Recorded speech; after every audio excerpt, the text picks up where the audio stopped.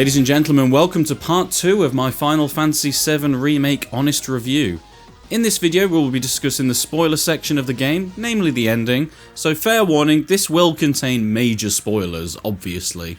If you haven't already, I would recommend watching my original review first, as that breaks down my overall thoughts on the game, which you can see on screen now. There will also be a link in the description. I'm going to start by doing a quick rundown of what actually happens at the end of the game, because I know that some of you haven't completed the game yet, but you're not bothered about spoilers. I'll try and keep this as brief as possible for those of you that have, and just want to hear my thoughts, which will come afterwards, but as I'm sure you know, it's a lot to take in. This is just a brief interjection during the editing process. I've just realised that throughout the whole of this video, I call the Harbinger of Fate the Arbiter of Fate. And that is a mistake, and I apologise. So when you hear me say Arbiter of Fate, I actually mean the Harbinger of Fate. Let's get back to the video, shall we? Firstly, I should mention the Whispers of Fate, or the Watchers of Fate. These are the ghostly, dementor-looking mothers that you would have seen in the trailer. These guys pop up throughout the story when it begins to stray too far from that of the original Final Fantasy VII, and they attempt to put things back on track. We'll get back to these later, but it's important to know. So skip forward through the story up until the end of the Shinra building, when things start to pan out a little differently to how we would expect. We get to President Shinra's office, and instead of him being skewered with the Masamune, we see him dangling over the edge of the Shinra building. Barrett saves him and dialogue ensues, and then Sephiroth rocks up and skewers Barrett, which leads into a fight with Genova Dreamweaver. Afterwards, the Watchers of Fate step in and go, "This ain't canon, mate," and bring Barrett back from the dead. The following plays out as expected. We fight Rufus Shinra and escape the building into the famous bike section. Now things start to take a little bit of a turn for the mental. The Shinra building is now engulfed in the Watchers of Fate, and Sephiroth shows up again. He creates a rift, inviting the party to follow him. Aerith does the same for whatever reason, and we enter. We then see a flashback of Zack before he fights the Shinra army. However, much like the present, Midgar is surrounded by the Watchers. We cut back to the party, and the Watchers have come together to form the tutorial section from Kingdom Hearts, known as the Arbiter of Fate amongst a wrecked Midgar. He's got 3 little cronies that somewhat resemble familiar characters, and by defeating them, we defeat the Arbiter. While this is going on, the characters get glimpses of what is to come, such as Meteor and the demise of Aerith. Sephiroth then takes Cloud on a tour of the old Advent Children set, and we fight the legendary One-Winged Angel. Following this, Cloud and Sephiroth appear at the edge of creation for a scene reminiscent of the final battle in the original game. Once the fight is over, Sephiroth disappears, and the party are returned to Midgar in their timeline, with the city remaining as it once was. With the Arbiter of Fate destroyed, the characters have broken free from the shackles of destiny, meaning their journey going forward will be completely unknown to not just them, but also to us. We then cut back to Zack, who has seemingly survived his fight with Shinra, carrying an unconscious Cloud, and the Whispers of Fate disappear from Midgar. They cross paths unnoticed between Aerith and Cloud. The party then look on into the distance when the text, "The unknown journey will continue," appears on screen, followed by the credits. So that's the ending in a nutshell. I may have missed some parts out, but most of you know what the ending is. I just wanted to keep it as brief as I could. So let's rewind and talk about this in a bit more depth. I want to say that this is down to my own interpretation of what happens, as not everything has been confirmed. I may be wrong in some areas, or you may have your own different theories. If you do, please do let me know in the comments. But as the story develops, with statements from Square Enix and new games in the series, some of the things I say may prove to be hogwash. So this ending has proven to be extremely polarising, and quite understandably as well. This was quite the unexpected move from Square Enix, and a brave one at that. While the rest of the game up to the Shinra building had a lot of changes, it was all kept in the spirit of the original and maintained the overall narrative of the story that we all know so well.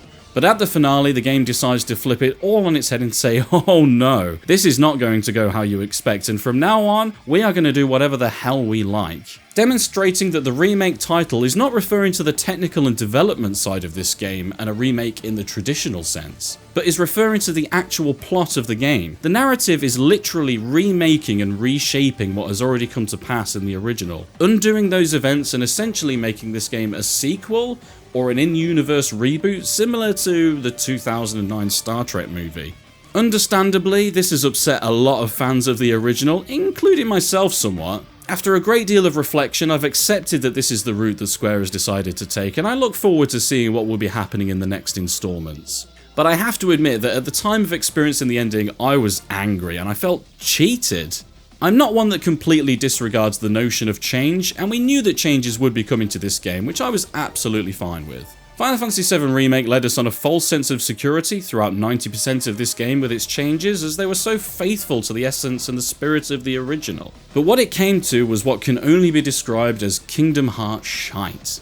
It felt like a betrayal, and it was completely unexpected. I'm not even against drastic change entirely. When Barret was killed, I thought it was an absolute stroke of genius. I felt Barret was far more likeable in this than the original, and easily my favourite character. There were parts throughout where I thought, my god, I think they're gonna kill Barret. For example, there's a touching scene between Barret and Marlene at Aerith's house after the plate falls, where he says something along the lines of, "Daddy will be coming home." If you saw that line in a movie, you know that this guy is most definitely gonna die, and he does!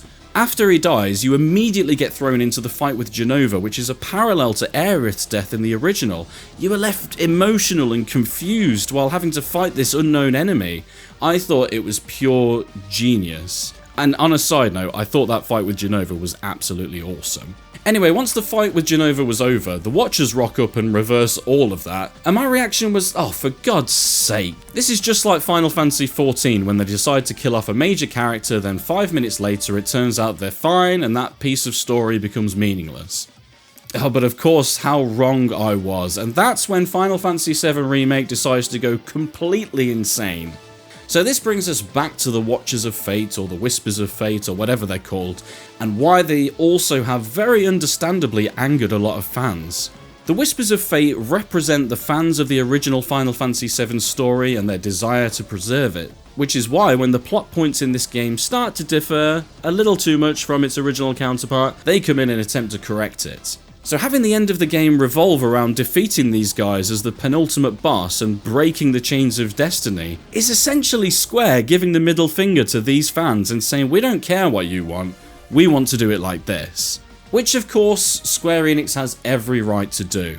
But no matter what your stance is on this game, whether you enjoyed the ending or not, I think you have to feel sorry for the fans that the Watchers represent. These guys have been waiting so many years for this, and for Square to basically say directly to them in the narrative of the game, fuck you, it must be absolutely heartbreaking for some and outright insulting to others. The ending itself was pretty contentious as well, with a few theories kicking about. The main question being, is this a separate timeline working in parallel to the original, or is it still the original timeline that is being reshaped towards a new outcome? You might say that there is little difference, but I think what it boils down to is Sephiroth. Is the Sephiroth that we encounter at the end of this game the real Sephiroth, or is it still a test subject taking his form?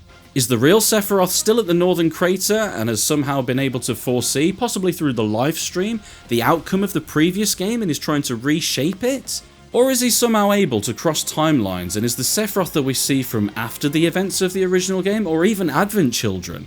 When fighting the Arbiter of Fate and his minions, if you use assess on them, it states, an entity from a future timeline that has manifested in the present day. So this suggests that there are separate timelines with the possibility of time travel. And we know that this is set in a separate dimension or timeline as it takes place in a destroyed Midgar. After the fight, everything seems to be back to normal. But it's important to point out that these seem to be the future manifestations of Cloud, Tifa and Barret as they fight with swords, fists and guns. As it stands though, it's really anybody's guess. Lastly, possibly the most uncertain part is where we see Zack. In the first flashback, we see what we expect from previous games, Zack being surrounded by the Shinra army.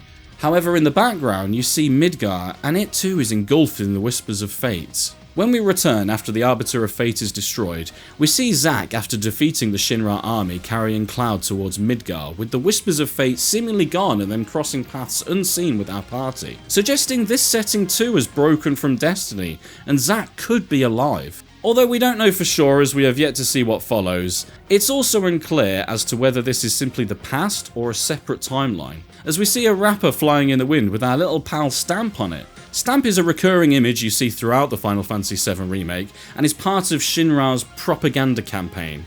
However, so far Stamp has always been a beagle, but here he's some kind of terrier, which could mean that this is an alternate timeline or simply between here and the present. Shinra changed Stamp's appearance. Either way, as it stands, we just have to wait and see what the future installments bring and how much is going to be different ongoing for the series. Personally, I was not a fan of this ending, but as previously stated, I have accepted that this is the way it is, and I look forward to seeing what happens next. But this game was marketed as being a new retelling of Final Fantasy VII, but faithful to the original story, which I was happy with, and for the most part that's what this game was, and it delivered excellently. But going forward, it seems highly likely that faithfulness will not be present, as this finale has given Square license to quite literally take the story absolutely anywhere it wants. And that is most definitely not what and I think the majority of fans wanted. To be clear though, that doesn't mean I think this game shouldn't exist. There are a lot of fans that are happy with this ending, and if you're one of them, I'm genuinely pleased for you. But I think a lot of the anger held towards this game by some is completely justified. But credit where credit is due,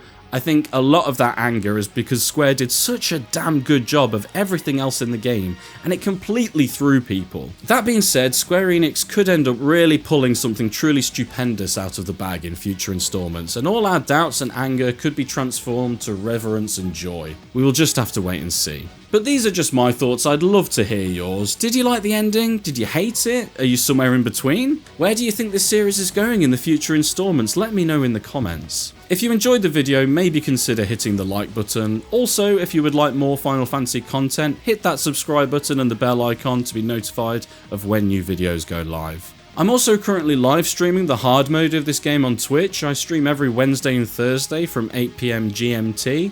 So if you want to catch that and have a bit of a chat, head on over to twitch.tv/GamingMule and hit me with a follow. Finally, I would like to thank anyone that took the time to watch my previous review of Final Fantasy VII Remake. As a small channel, I really wasn't expecting the amazing response that I got, and it really pushed me to make this video. Honestly, thank you all so much. I've been Gaming Mule, and I'll see you all again very soon.